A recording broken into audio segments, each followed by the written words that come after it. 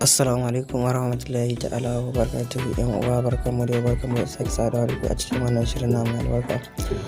A yau zan yi muku bayani akan wani application wanda zai baka dama, misali kamar WhatsApp ɗinka sai yana aiki da WhatsApp ne. Kamar yanzu misali a yi maka vocal ko kuma wani abu, idan kana son ka karanta shi wanda ya yi ma cikin bai sani ba, to ga hanyar da zaka bi. Ga application nan kana gani, wannan application ɗin ga nan zan rubuta muku shi a saman screen.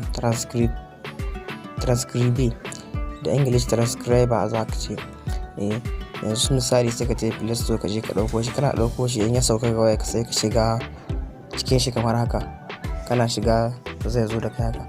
To kamin ka abin ga zai baka wasu setting, kama ka taɓa ka bashi dama ya yi amfani da shi waya duk sai ka taɓa ka abin.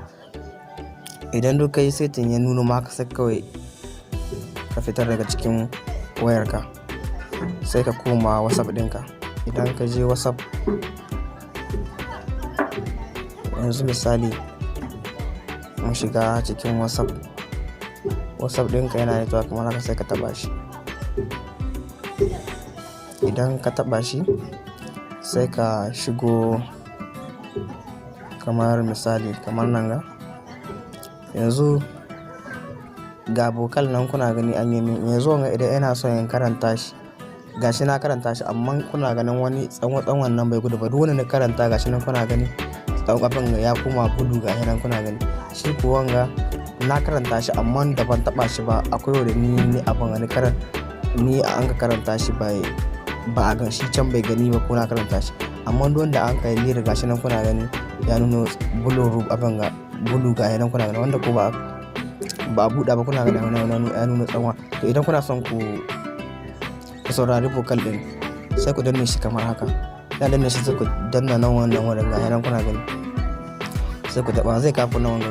To yanzu kamar da kuke gani ga abu nan ya kawo nan wanga wuri dan ɗaya biyu. To ka zaɓi wanga na harkar saboda vocal ne kake son ka saurara. Sai ka taɓa shi kamar haka. Kana taɓa shi sai ka taɓa shi nan kawai.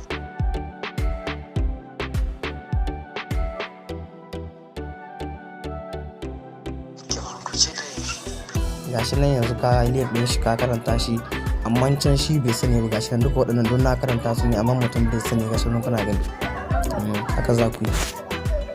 Allah kar ku manta ku danna mana alamar subscribe, ku danna alamar ƙararrawa, sannan ku nuna sharing da like duk wannan zai ba mu ƙarfin gwiwa ne mu ci gaba da kawo muku bidiyo ka irin waɗannan. Na gode, assalamu alaikum.